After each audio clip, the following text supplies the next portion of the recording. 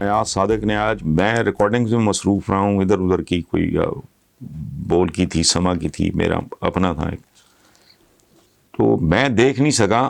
اس دوران مجھے پتا چلا ریکارڈنگ کے دوران، تو میں نے کہا مجھے تو پتہ ہی کچھ نہیں، میں تو ٹی وی دیکھ ہی نہیں رہا صبح سے. تو انہوں نے کہا کہ کلبھوشن کو عمران حکومت نے خوف اور ڈر کی بنیاد پہ بھارت کو واپس کیا، اگر ایسا نہ کیا جاتا تو بھارت حملہ کر دیتا وغیرہ وغیرہ. یہ ایاز صادق نے اچھا کہا ہے. تو وہ مجھ سے تبصرہ مانگ رہے ہیں، میں کیا تبصرہ کروں؟ ایاز صادق کے اس تبصرے کے بعد مجھے میر صادق یاد آ رہا ہے، میر جعفر اور میر صادق یاد آ رہے ہیں. ایک نے سلطان ٹیپو کو دھوکہ دیا، دوسرے نے نواب سراج الدولہ کو دھوکہ دیا. مجھے تو وہ یاد آ رہا ہے. لمبی چوڑی بات نہیں اس پہ کوئی بھی، یہ بندہ اپنے دل سے پوچھے، اپنے دماغ سے پوچھے، اپنی روح سے پوچھے، اپنے ضمیر سے پوچھے. اسے کہتے ہیں مادر وطن، ماں. یہ تو ماں کے دوپٹے کے پیچھے پڑ گئے ہیں. بات اور لمبی چوڑی کوئی نہیں ہے. پاک فوج کو متنازع بنانے کی ناپاک ترین کوششیں جاری ہیں، اور نون لیگی لیڈرشپ سو کالڈ کا پاگل پن اور جنون جو ہے وہ نیچے تک سرایت کر گیا ہے. اور آخری بات یہ ہے کہ یہ ملتی جلتی شاید بات کوئی اس نے کی ہے، یہ جو ہیں سابق گورنر زبیر، مجھے نہیں پتا، میں ٹکٹس وغیرہ ہی دیکھے ہیں، اگر میں غلط ہوں تو میں ایڈوانس معذرت. کو اس طرح کی بات ان سے بھی کوئی منسوب ہوئی ہے. تو میں حیران ہو کے ایک بات پوچھ رہا ہوں، آپ لوگوں سے پوچھ رہا ہوں کہ سنا میں نے یہ تھا کہ سابق گورنر سندھ زبیر، مجھے تو اچھے لگتے ہیں وہ، اگر واقعی جو بات منسوب ان سے کی ہے، میں دہرانا بھی نہیں چاہتا، میں نے سنا یہ تھا کہ یہ کسی فوجی کے صاحبزادے ہیں. مجھے شک ہے کسی فوجی کا بیٹا یا ایون بیٹی اس طرح کی بات نہیں کر سکتی یا کر سکتا جو ان سے منسوب کی گئی ہے. باقی یہ ناپاک ترین کوشش ہے اور میں اس سے آگے جانا نہیں چاہ رہا. یہ تو دیکھیں، بات سنیں، بات اپنے اپنے فہم کی ہے، عقل کی ہے.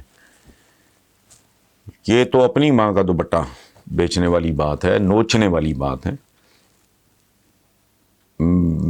میرے جیسا بندہ اگر ہو تو کوئی آدمی اپنی والدہ کا دوپٹہ بھی کھینچ رہا ہو تو میں اس کا ہاتھ ضرور پکڑوں گا کہ بے حیا، بے شرم، بے غیرت، ہوش کر کیا کر رہا ہے تو. خود اپنی ماں کے ساتھ بھی اگر مس بہیو کر رہا ہوں تو.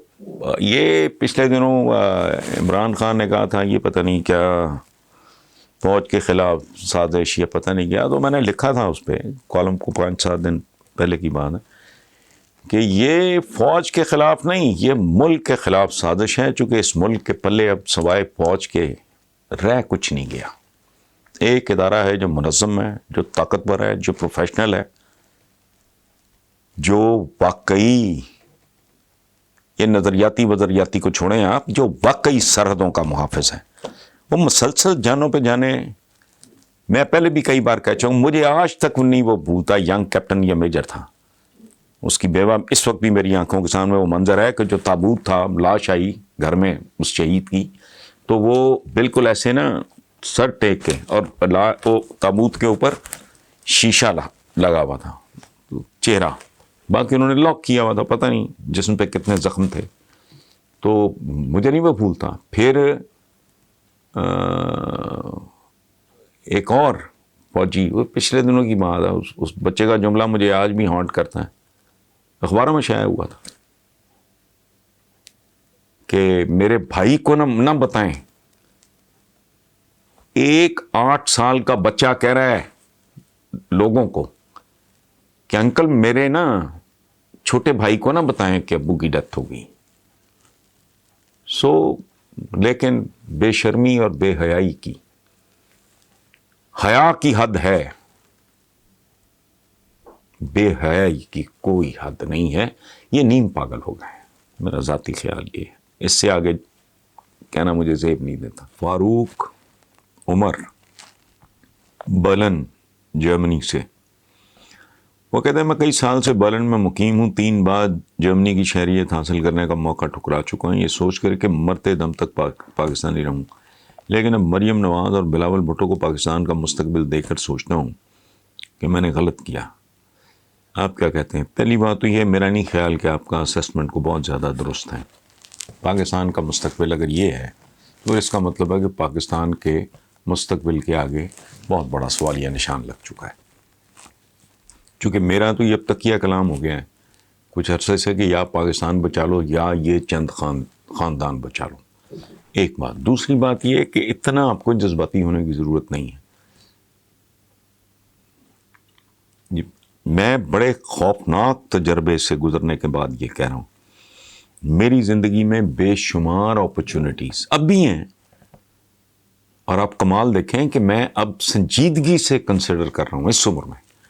ان لاز میرے سارے وہ امریکن سٹیزنز ہیں, وہاں سیٹلڈ ہیں, پتہ نہیں 28 سال ہو گئے ہیں ان کو. ہم 6 بہن بھائی ہیں, 3 بہنیں میری 2 انگلینڈ میں ہوتی ہیں, 30 سال ہو گئے ہیں ان کو. ایک ڈیٹروائٹ ہے امریکہ میں ہوتی. تو یہ اور کزنز وغیرہ کو تو چھوڑیں آپ. تو اسی طرح کی جذباتی اپروچ میری بھی تھی. لیکن اب میں سوچتا ہوں کہ یار اگر ادھر ہو جائے دوسری کسی پرسکون جگہ کی اگر ہو جائے, جو کہ غلطی سے میں نے تو اوکھے سوکھے ہو کے بڑا اچھا وقت گزار لیا, تو یہ اگلی نسل کے لیے بندہ سوچتا ہے کہ بھائی دونوں پاکستان کی شہریت تو ظاہر ہے وہ چھن تھوڑی جائے گی. آپ نے کون سا الیکشن لڑا ہے بھائی؟ آپ کے پاس اگر سیکنڈ ڈیفینس لائن, وہ تو فوج کے بھی اصولوں میں سے ایک. زندگی میں بندہ ایک اپنی آپشنس کھلا رکھتا ہے. تو اگر آپ جرمن آپ کو شہریت ملتی ہے تو وائی ناٹ. اس کا مطلب یہ تو نہیں کہ آپ پاکستانی. آج بھی آپ دیکھیں امریکہ کیا ہے, امریکہ کی تو اپنی پاپولیشن ہی کوئی نہیں ہے. وہ تو بیسیکلی ان کے جو نیٹیوز ہیں وہ تو یہ ہیں ریڈ انڈینز. یہ باقی تو کیا کہتے ہیں امریکہ کو, اے نیشن آف نیشنز. وہ ہوتا نہیں کوئی 10 نسلیں پہلے کو, 8 نسلیں پہلے کو, 15 نسلیں پہلے آیا. وہ آج بھی کہتے ہیں میں آئرش امریکن ہوں, میں جرمن امریکن ہوں, میں برٹش امریکن ہوں, میں چائنیز امریکن ہوں. ہوتا نہیں کب گئے ہوئے. لیکن آج بھی شناخت ان کی وہی ہے. جس کو زندگی میں پرزے نکلتے ہیں, موقع ملتا ہے, وہ جا کے ادھر پہنچتا ہے. ٹرمپ نہیں گیا پچھلے دن. سو یہ اتنا جذباتی ہونے کی ضرورت نہیں ہے. آپ کو اگر موقع ملتا ہے آپ ضرور کریں. شاید میں خود یہ کروں, لیکن اس کا مطلب یہ تھوڑی ہے کہ میں پاکستان کو ڈسون کر رہا ہوں. میری first priority, second priority, third priority تو بہرحال پاکستان ہی رہے گی. سو اس لیے میرا نہیں خیال. آپ نے مجھ سے پوچھا ہے اور آپ کا آخری ہے کہ مستقبل دے کے سوچتا ہوں کہ میں نے غلط کیا. آپ کیا کہتے ہیں؟ آپ نے مجھ سے پوچھا ہے تو میں ایک بھائی کے طور پہ, آپ کے ایک بڑے کے طور پہ میرا خیال ہے کہ آپ مجھ سے عمر میں چھوٹے ہوں گے, تو میری تو محبت بھری